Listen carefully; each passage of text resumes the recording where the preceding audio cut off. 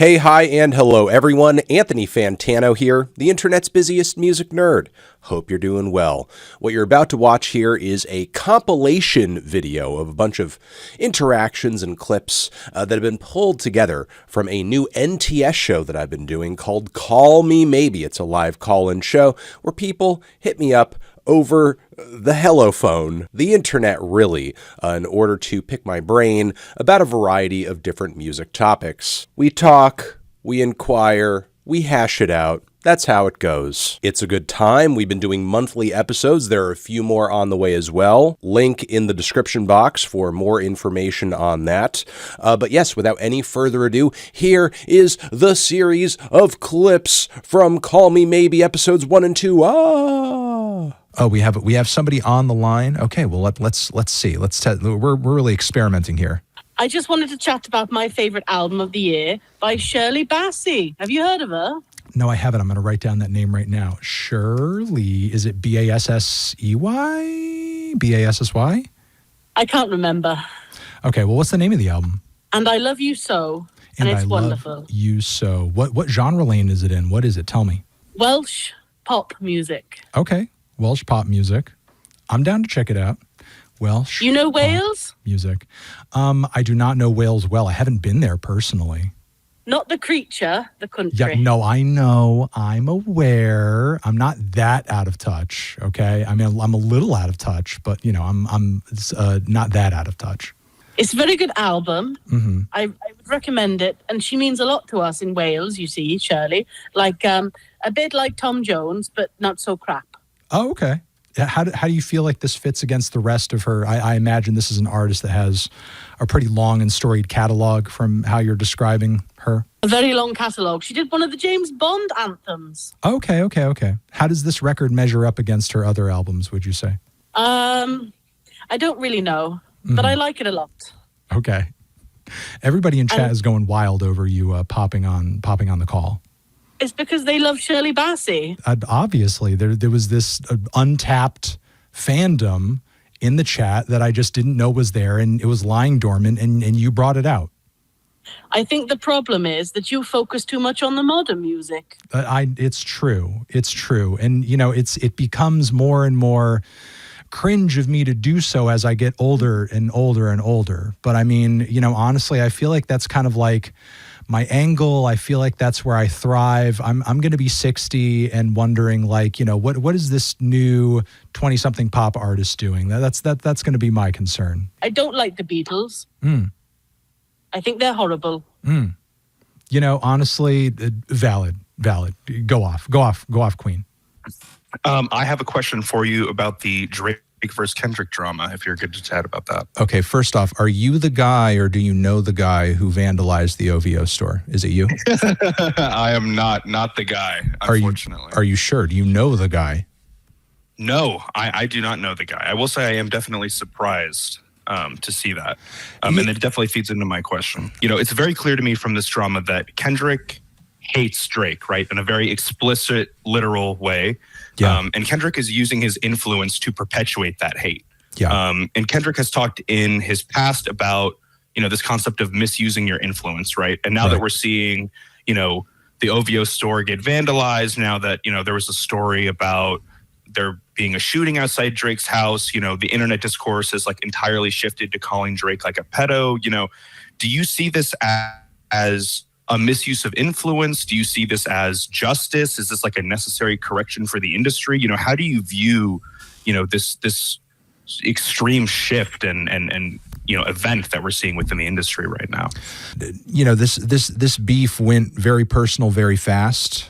And you know, it's hard to sort of like say who exactly is totally at fault for escalating it in the direction that it did. I mean, I can say at the end of the day, like, you know, at the very start of all of it with like that, for Kendrick, while he does have a history of, you know, we obviously know the control verse and everything like that, that was like really out of nowhere, you know, especially considering like it was in response to a positive comment that J. Cole was throwing this way. Like, since all of this, I've imagined Drake just like, thinking about Cole and just being like, you just had to say it. You just had to say, we're all great and we're all the big three, and it's so awesome that we're all respectively successful in our own way. Like you just had to say that, didn't you? Drake has a pattern of like he gets in these beefs, he gets in these exchanges, and then he mentions someone's wife and he mentions someone's partner, and then it just like kind of all goes downhill from there.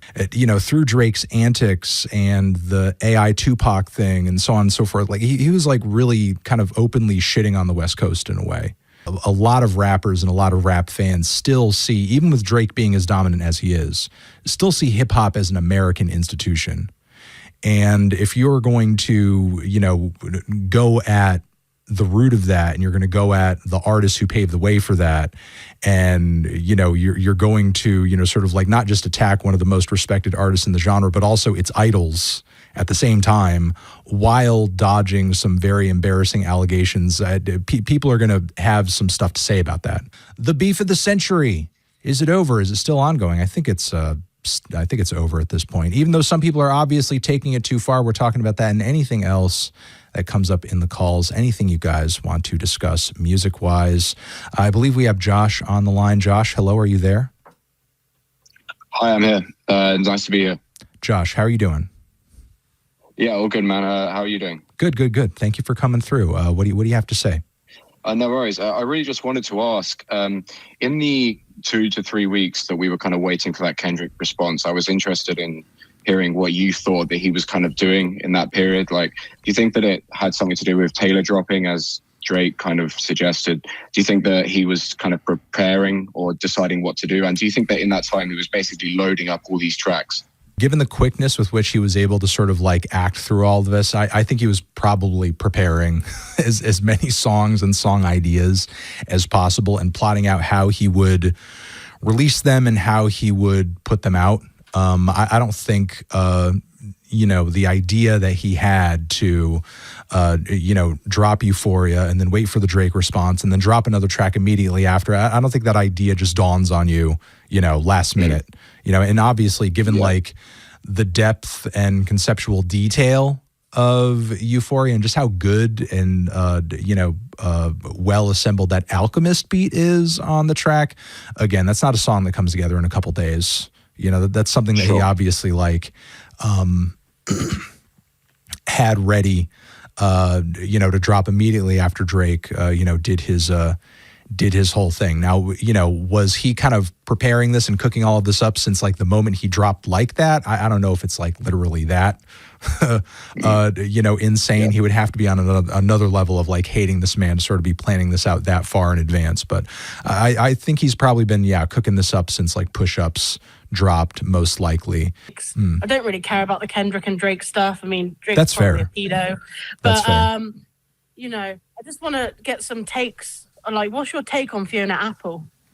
I think she's probably one of the greatest songwriters to break in the 90s, period. I mean, I wish that her output schedule was a little bit more consistent, but when she does drop, it's always a moment. It's always a splash. It's always something worth listening to and discussing. Do you think maybe she's like a very important like songwriter of the now as well, in the 2000s? I mean, as far as an influence, I mean, clearly she's not trying to, compete with, the most contemporary artists that are out there today. I feel like she's just kind of, enjoying kind of the spoils of her success over the years for the most part. But I would say she's relevant as an influence for sure. Yeah, I think she's one of the most important artists of the last 50 years. Yeah, I mean, the thing is the one thing about Fiona Apple is, she was super unique for her time in terms of the sort of pain and emotional turmoil that she put out there in her music so boldly. And I feel like that's like just kind of come to be expected now. That's almost like just sort of the norm when it comes to, new up and coming singers and songwriters. And I feel like that standard sort of like changed in a great deal due to her contributions. Interesting. Also, another important point. Have you heard of Brog? I have not, off the top of my head, no. I don't think so. It's a frog whose main consistency is baked beans. Uh-huh. Yes. How would you feel about a frog made of baked beans? I would feel kind of odd about that, honestly. But I mean, you know, we live in odd times in an odd world. It wouldn't be the weirdest thing out there, probably. Wouldn't you actually think it would be one of the most normal things out there to have a bean-filled frog? You know, if I was out in the UK, yeah, probably. It would probably seem like, you know, a frog made of beans. Yeah, I think that would probably be like, you know, just a regular Tuesday, just like this is right now. A bean's not big in America. Not as big for breakfast, I'll say that. All right. What do you eat them for then? Free Palestine. Free Palestine. Hi, everyone. Anthony Fantano here, live on NTS, the internet's busiest music nerd, back with you for another episode of Call Me Maybe, the show where you can call me, maybe, live. Let's talk. Let's chat. We're going to be talking about the new Charlie XCX album, Brat. It's out now. It's a banger. In my opinion, a 10 out of 10. It would take a lot to dethrone this record for this year in my mind. Are you enjoying the album as well? Are you liking it back to back? Are you feeling everywhere? Are you feeling like, are you feeling So Julia off of this record? Let me know. I'm also curious about, you know, with the Charlie XCX record being as commercially successful as it is, are club bangers back? Are club bangers making a return? I'm curious. I want to know. What are your thoughts? What are your opinions? You can hit me up through nts.live/callfantano, nts.live/callfantano. Any music takes, any opinions, any points of view, any perspectives that you want to go back and forth on, or you have questions on, we can talk about it. Favorite album of 2024, the Charlie XCX, but, you know, some very close and fantastic so far runners up throughout the year for me have also been the new Chelsea Wolfe record, She Reaches Out to She, which is a pretty powerful goth and industrial record that's super heavy. The new Julia Holter record is a beautiful one that has been growing on me too. Shockingly, I really enjoyed Vampire Weekend's comeback on their latest LP, Only God Was Above Us. Hello. I am here. Hello. You are here. What's going on? What brings you today to the show? Well, I wanted to chat to you, Fantano. So thank you for having me. But what do you want to talk about? I know you want to talk to me. That's clear. That's obvious. But what is it that's just on your lips, on your tongue? What do you need to discuss? Well, I wanted to talk about Charlie, actually. Okay. Having a real cultural moment at the moment. Okay, and yeah. I think one of the things that I think is most influential about her for me is kind of the way that she amplified a really experimental sound with like the PC Music collaborators and later on like Dylan Brady. And that was like really influential for me because I was, 18, 19 when the PC Music was kicking off. So I kind of wanted to open the discussion to you about maybe other marriages between pop stars, because Charlie really is a pop star in my opinion. No, absolutely. And like more experimental underground scenes, because she's like a vessel in my opinion for like something more experimental. And I wonder if that's, or if you can think of anything where that's occurred in the past. Do you know what I mean?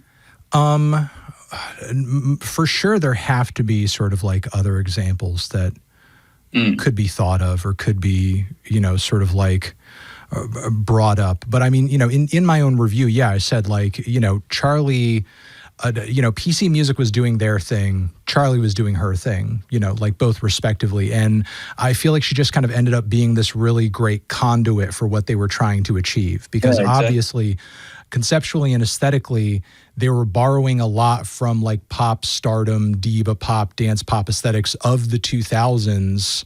And they were kind of like mirroring it and, I would say borderline satirizing it, but also sort of like creatively being reverent of it as well. But the only thing that they didn't quite have was like that figure that like could be the face of it, and actually sort of like fulfill that, big pop star type role. And there was Charlie kind of already like locked and loaded with a successful career and being open to, the vibes and the aesthetics that they were going for. I mean, as far as like to like see the vision, Yeah, No, it's true. But I mean, you know, I feel like, yeah, oftentimes, like, you know, I feel like pop artists will usually kind of like find their stride when they get a hold of that producer or those collaborators that they feel like they flourish with the most creatively. You know, and I feel like that those connections never happen sort of like the same way every time. I mean, you know, look at the way Billie Eilish and her brother work right now. I mean, you know, obviously they grew up close. They grew up knowing each other in a way that most collaborators probably don't, being siblings, but they work together so well, you know, and you know, you couldn't really envision it happening any other way, given how smoothly it sort of seems to be, you know, functioning for the both of them. Yeah, absolutely. But you know, there are some like really unlikely connections that I think have been really sort of like surprising over the years in the pop sphere, be it like, you know, Miley Cyrus with like Dead Pets and the sort of weird psychedelic thing that she was doing on that record with like Flaming Lips and a host of other people, as well as like even the latest, if I can remember if it's the latest, I think the latest Halsey record where she was like, you know, over a bunch of like Trent Reznor production and doing like a bit of an industrial thing, which I think like kind of worked out in her favor a bit as well. I don't know if that's something that they're going to continue doing, but and I'm sure it's the same for you. Like, as a music fan, like, pop music is great on its own, but when it can embrace something more experimental, especially from people who are currently popping off in the underground, like, I think that's really sick. Yeah, I mean, you know, and the thing is, like, it's not just limited to pop artists. I mean, there are loads of artists in a variety of different genres who sometimes when they hook up with that right producer, that super producer in the genre that everybody sort of knows, like, it's just incredible. It's just magic. I mean, I think that's, you know, what we see when we see various metalcore and loud rock bands hook up with like Kurt Ballou from Converge and end up putting out like, you know, a really hard hitting, well assembled, well pieced together like metal album that's just like so thick and so crushing. Also, the name of the guy is escaping me. But also what they did recently on the Knocked Loose record, which is one of the thickest, heaviest things I've heard in my life. Point blank, period. You know, also like Freddie Gibbs and Madlib, you know, with like some of the successes they've seen recently. And, you know, just sometimes like collaborations and crossovers just create a really kind of unique lightning in a bottle kind of experience that like, you know, those artists separately would have never been able to achieve that high alone, you know, and it's together they're able to, you know, just like make some real greatness. I do have a photo of you at your Brisbane DJ set in 2013. So that's a callback. That set was quite something. It really was. Yeah. Yeah. I think I was playing everything from like Death Grips to Tonetta during that set. Yeah. It was like that was very unhinged. We have Maya on the line. Maya is on the line. Maya, how are you? How are you doing? I've been following you for quite a while, and I really admire the way that you talk about music, and you inspire me as a content creator because I also talk about music. But what I wanted to ask specifically is about Don Toliver, because I'm a huge fan of Don Toliver. I loved his album last year, was Lovesick. I went to the tour, I did a whole meet and greet, and I just want to know your overall thoughts on him, because I know you did a review of the album, but it wasn't stellar. So I kind of want to know like what you think about him, and with his newest songs, Bandit, and some of the stuff he's been teasing, like what are your overall thoughts on him? I'm just a little underwhelmed as of late, honestly. I mean, I think Don Toliver, he has a standout voice. I know a Don Toliver song when I hear one instantly. Like, he has a timbre and he has a tone about him that sticks out instantly. You know, like it hits immediately, and that's why I think he also functions as like such a good, solid feature artist. He has a voice that you know, kind of functions like no other out there, even with, you know, typically auto-tune and all the vocal processing tends to take a lot of the personality out of a singer's voice, and his persona and his character still really shines through, even through all of that. And while I think that's like kind of keeping him afloat and keeping people like kind of focusing on him, I just wish he had kind of like, I don't know, a bit more versatility in terms of like the production choices he makes and the lyrical content he packs into his tracks. I mean, I just kind of feel like instant recognition. He has style, he has aesthetic, he has sort of charisma, but like it's kind of the finer details that I'm just like not that enthused with at the end of the day.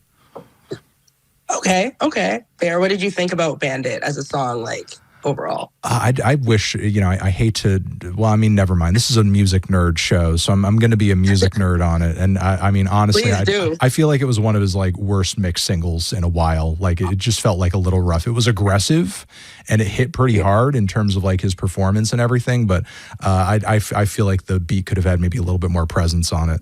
We got another caller, I think, ready. So, who's the next caller? This is Wantalk. Wantalk? Hello. It's Anthony Fantano on Call Me Maybe. You have called in live. Hello, are you there? I was thinking about a few things. I guess first, do love the new XCX album. Think it's great. Mm-hmm. Fantastic. I guess I had a couple albums also that I love from this year, if you were curious. And then I also had another question for you. Okay, what are the other records that you're really enjoying this year, as well as the Brat album? Anything that I've covered already on the channel, or stuff that's slipping by under my radar? What's going on? Gosh, I'm not sure. Have you covered the Chanel Beads record and also the new Claire Rousset? I tried the Claire. I was a little on the fence with it, but I could sort of see what it was going for with like kind of the, the way the vocals were kind of treated and heavily manipulated, and sort of that working kind of like a singer-songwriter. Almost like kind of acoustic sort of context. I thought it was like interesting. I wouldn't say it was necessarily like popping off for me personally, but I liked the angle that it was working, and it was definitely like stood out, to me, like creatively and stylistically. I have not, however, tried out the Chanel Beads record. What's the title of that one? It is called Your Day Will Come. It is it's fantastic. Personally, I love it. I think it's a very interesting kind of record that's very of the time. There's a really interesting scene in New York. I think they're kind of in the same ballpark as like The Dare, who also does show up on the XCX album. Oh, okay. So almost I like don't know. I kind think of like they're kind of in that scene. Almost like kind of a dance punk electronic thing, or? No, it's a little more kind of like just a new like lo-fi pop. Yeah, a lot of lo-fi pop, I would say. Okay, that's a very simplistic way to put it. I'll give it a shot. It has these kind of emo elements that are running through it to me. So I think it was great. Emo's I think it's just a very interesting sort of new direction. Emo's just running through everything right now. You can't escape it. It is back. Same with the Claire Rousset. Yeah. So what was the? Thank you for the recommendation. I will check that out. What's the question that you had before we head out onto the next call? Yeah, absolutely. The question, hopefully this isn't kind of a lame one or one that you've heard a lot. I was talking with a buddy about this yesterday, but I was just thinking, how is it that you go about evaluating music in general? Like, how do you approach criticism as a whole? I was sort of trying to think about how can we really say one thing is good, one thing is not as good? What goes into your mind when you're about to give something the yellow shirt treatment, as it were? Is it just something that connects with you that you like, or is there more criteria that goes along with that?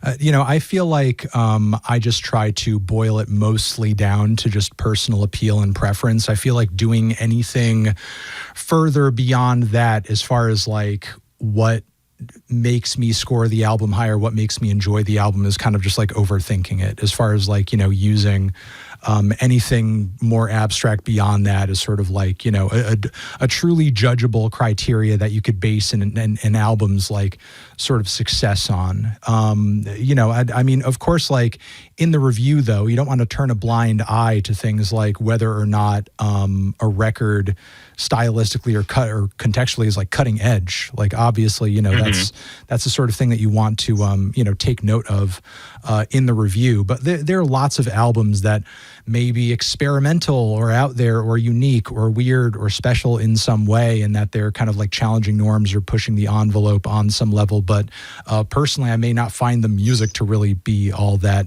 appealing. And at the end of the day, like I feel like those abstracts are kind of subjective in their own way, just in the same way that enjoyability is. But I mean, if I'm going to kind of choose one of those two things to kind of base my opinions on, I'd much rather do it based on whether or not I'm actually liking the music, as opposed to whether or not I feel like, the record kind of tells a story.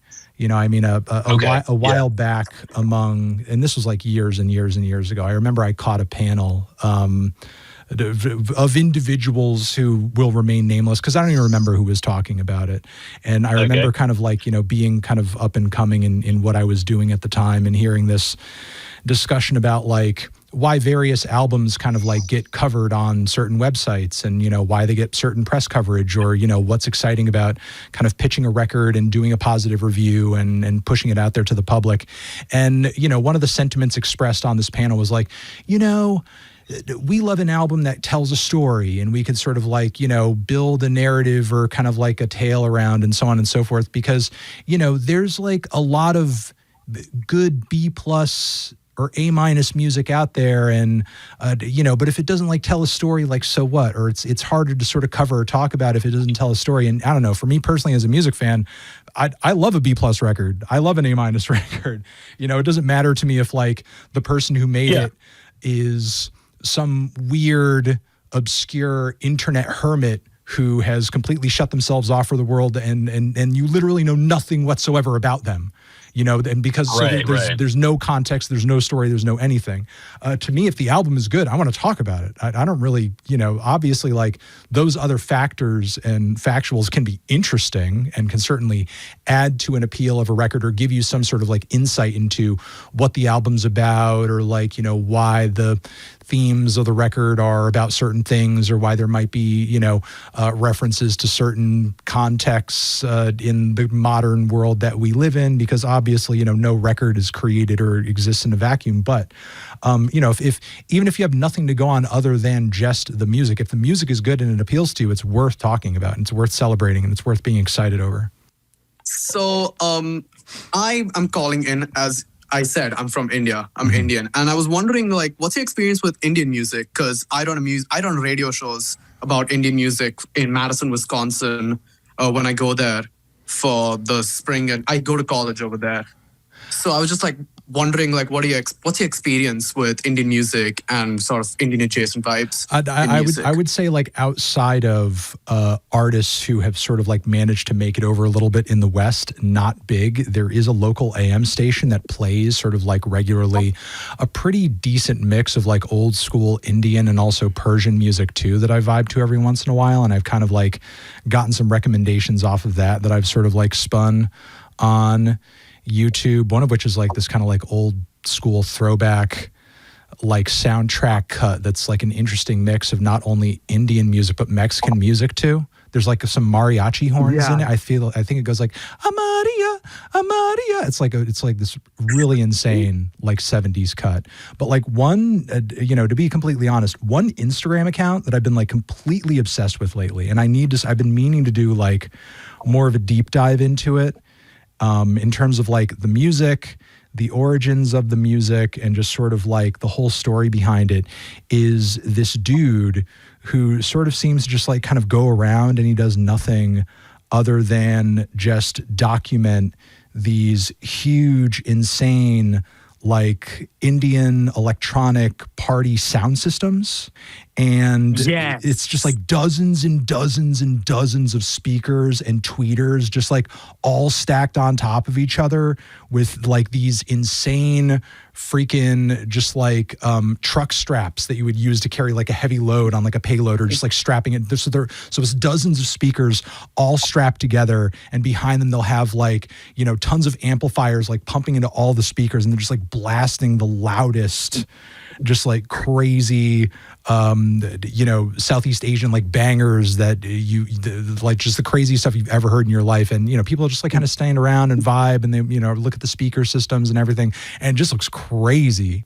Yeah, that's like, so I'm going to like a wedding. That's like a common thing at Indian weddings. You just see like a massive guy. He just like rocks up in a truck, and like on the back of this truck is like 12 like subwoofer style speakers, and he's just blasting bangers. It's like an Indian sort of fake Charlie XCX, but it's also a guy in his 40s with a mustache. So like, okay, yeah. I mean, it's like it must be like a really, again, like it looked very outlandish and wild to me. But the thing is, this guy's constantly pumping out videos, and every video is like a totally different sound system and a totally different DJ and a totally different setup. And like a lot of these sound systems like end up kind of like all collectively going to the same place, and it seems like there's almost like a competition there to see who can like like spin whatever tracks or even be the loudest. Is that kind of the case? I kind of got that sense as well.